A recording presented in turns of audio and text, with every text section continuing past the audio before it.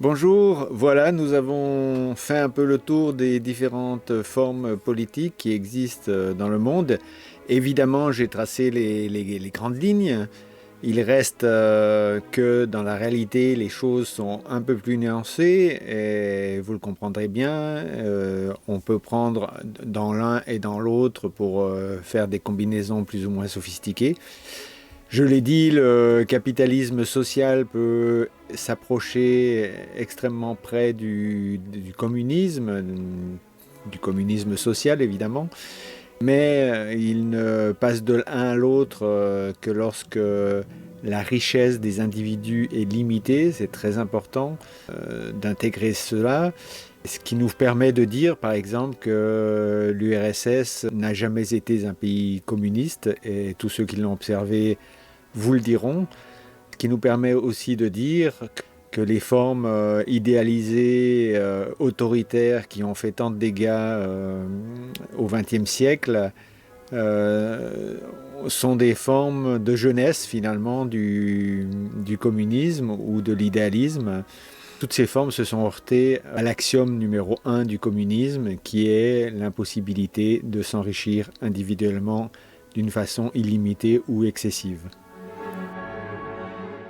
Si nous reprenons le graphique vu dans la première vidéo, nous avions esquissé une évolution entre la loi de la jungle et le meilleur des mondes, selon Huxley, qui se dessinerait comme dans le temps, avec les USA au plus près de la loi de la jungle et les régimes idéalistes de l'URSS et de l'Allemagne nazie au plus près du meilleur des mondes. Cette évolution montre que le capitalisme libéral est une forme assez proche de la loi de la jungle, c'est une déclinaison, mais qui peut se socialiser ensuite. Ça s'est fait au 19e siècle. Et puis au XXe siècle sont apparues des formes du communisme pour une trentaine de pays et des sociétés idéalistes comme a pu l'être l'Allemagne nazie. Cette évolution peut effectivement s'inscrire dans le temps avec la caricature finale du meilleur des mondes d'Huxley qu'on retrouve également dans 1984, le roman de George Orwell, écrit au milieu du XXe siècle pour dénoncer cette évolution. Une évolution qu'on retrouve par ailleurs dans les perspectives actuelles du transhumanisme, par exemple, avec cette idée du surhomme, de l'homme augmenté, qui serait capable de choses extraordinaires et qui sortirait finalement de son animalité pour créer une société humaine hors champ, hors nature.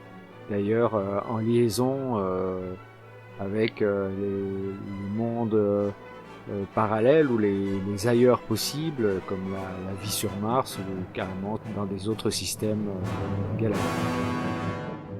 Si nous partons maintenant d'une frise chronologique, par exemple, qui partirait de 1800, donc après la Révolution française, pour aller dans le futur, par exemple en 2100, nous avons au XIXe siècle les premières formes de capitalisme, qui sont des formes de capitalisme libéral, et puis au cours du XXe siècle, une socialisation de ce capitalisme.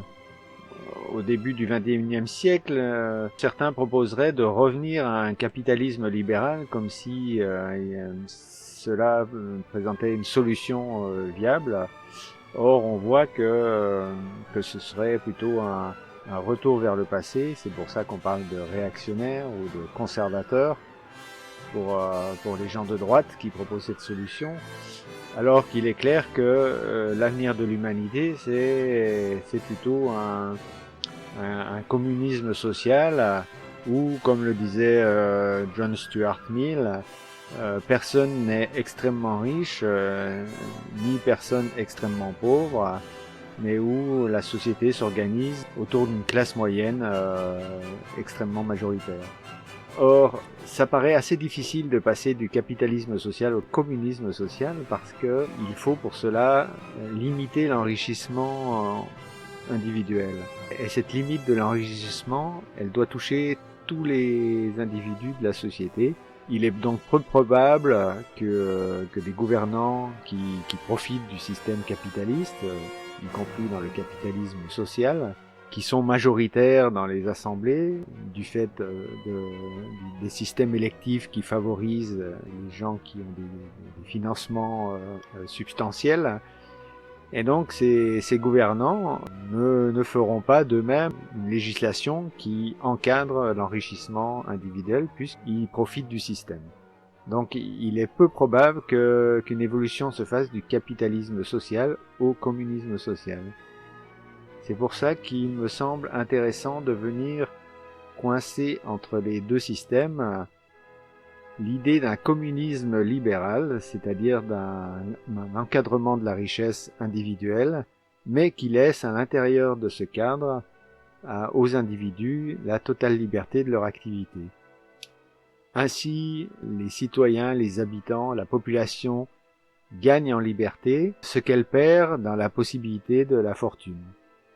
Le système est beaucoup plus attrayant et permet beaucoup plus facilement de glisser vers le communisme social. Ce glissement, il ne peut pas être du fait d'un gouvernement ou d'une autorité quelconque, il ne peut être le fait que de la population elle-même, qui décidera quand cela lui semblera utile et nécessaire de socialiser à nouveau la société et donc de créer des règles et des lois ou des prestations sociales si nécessaire pour venir renforcer le bien-être des habitants.